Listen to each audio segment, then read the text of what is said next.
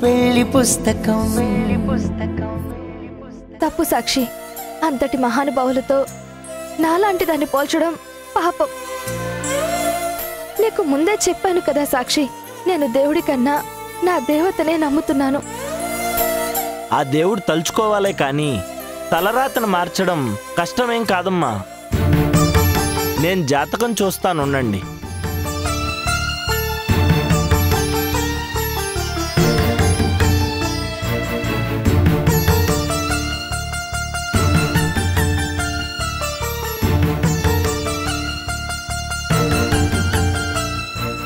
అమ్మా సాక్షి, ఒక విషయం చెప్పు.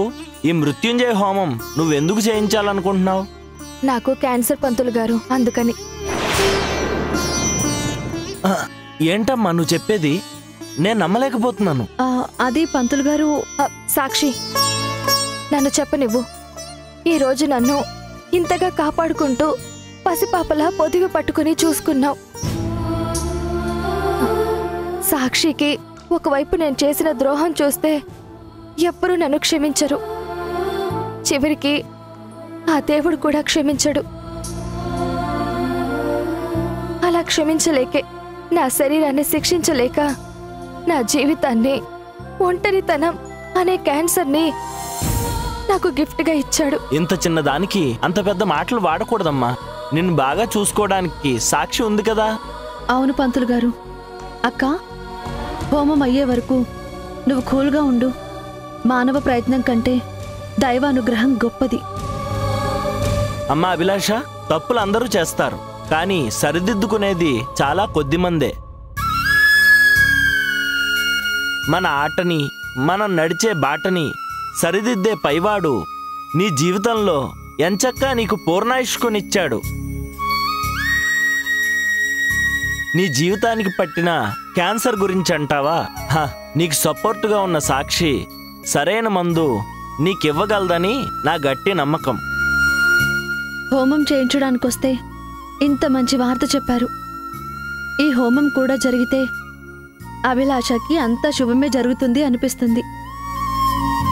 హోమం చేయించండి పంతులు గారు. సరేనమ్మా.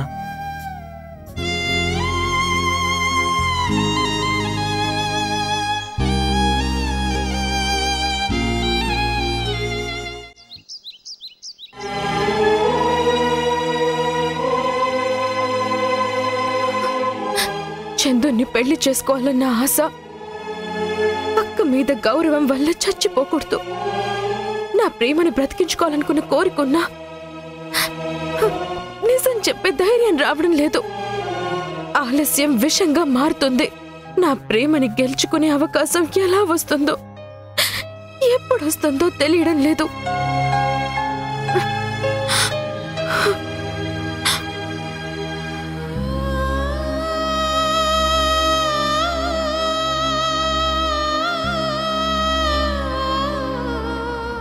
నా చేతికి సాత్విక్ వేసిన ఈ గాజులు నా ప్రేమకి సంకెళ్లలో కనిపిస్తున్నాయి. వద్దు, వీటిని మోసే శక్తి నాకు లేదు.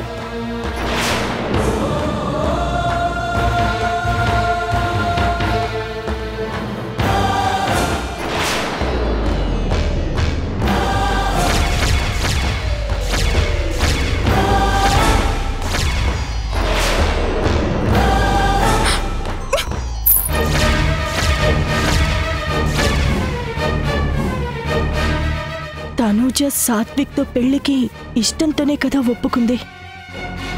ఏ రోజు నన్ను వ్యతిరేకించలేదు, దేనికి కాదని చెప్పలేదు. అలాంటిది ఇప్పుడెందుకు బాధపడుతుంది? అంటే నాకు అబద్ధం చెప్పిందా? తన మనసులో ఏదైనా రహస్యం ఉందా?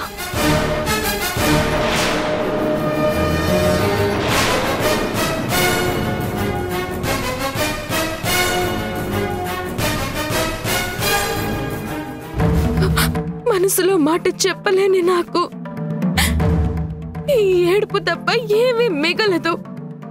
అన్ని తెలిసి కూడా చాతకాని దానిలో బ్రతుకుతున్నందుకు నా మీద నాకే అసహ్యంగా ఉంది.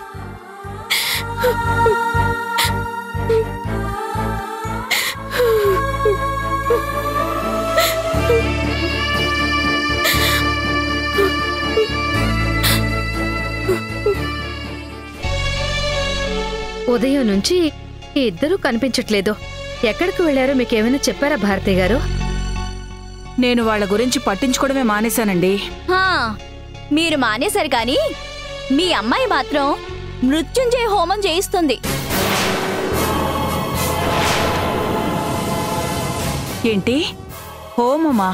అవునండి, ఇప్పుడే గుడ్లో నుండి నా ఫ్రెండ్ ఫోన్ చేసి మా మాజీ వదిన, మా తాజా వదిన హోమం చేయించుకుంటున్నారని చెప్పింది. మనల్ందరినీ చంపుకు తినే ఆ రాక్షసికి హోమాలు పూజలు ఎందుకు? అభి విషయంలో మనం ఎలాగూ మారడం లేదు కదా, కనీసం దేవుడైనా దయ చూపిస్తాడేమో అని వెళ్ళిందేమో. చూడండి.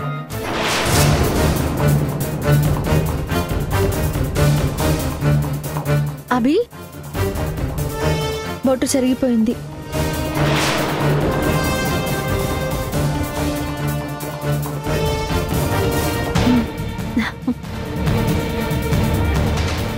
ఆగు.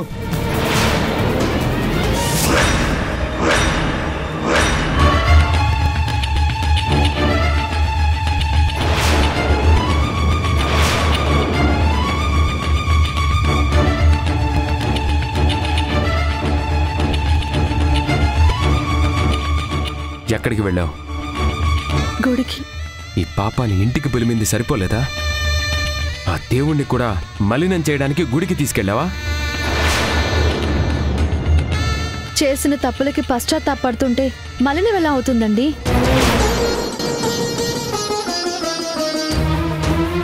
అభయ్ గురించి మీకెంత చెప్పినా అర్థం కావడం లేదని ఆ దేవుడి దీవెన కోసం గుడికి తీసుకువెళ్ళాను. దండం పెట్టుకుని రాకుండా హోమం కూడా చేయించావు కదా, ఆ విషయం చెప్పవే. తనకి ఒంట్లో బాలేదని. చిన్నపాటి నీరసానికి మృత్యుంజయ హోమం చేయిస్తావా? మన నాశనం కోరుకున్న దాని మీద నువ్వు ఇంత శ్రద్ధ ఎలా చూపిస్తావు సాక్షి? శ్రద్ధ కాదు, తనకంటూ ఎవరూ లేరు అన్న జాలి. ఈ ఇంటి కోడలుగా నేను తీసుకున్న బాధ్యత. కొన్ని రోజులకి ఇక్కడికి వచ్చిన మనిషి కోసం ఇంత తప్పిస్తున్నావే? నీతో జీవితాంతం ఉండాలని తాలి కట్టిన నా మాటకి నువ్వు విలువిస్తున్నావా? నేనంటే లెక్కలేదు. సరే, సిద్ధు గురించి నువ్వసలు శ్రద్ధ తీసుకుంటున్నావా? ఎప్పుడూ లేంది వాడు నీ గురించి నా కంప్లైంట్ చేస్తున్నాడు. అమ్మ నాతో ప్రేమగా ఉండటం లేదని వాడెంతో బాధపడుతున్నాడు తెలుసా? ఆ మనిషి స్థానంలో వచ్చి నువ్వు కూడా అదే తప్పు చేస్తున్నావేంటి సాక్షి? పప్పా,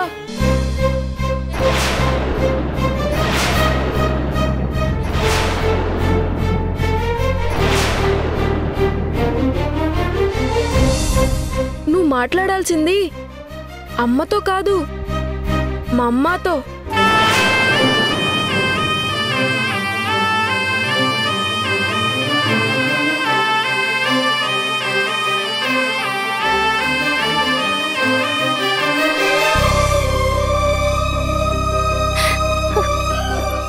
సిద్ధు,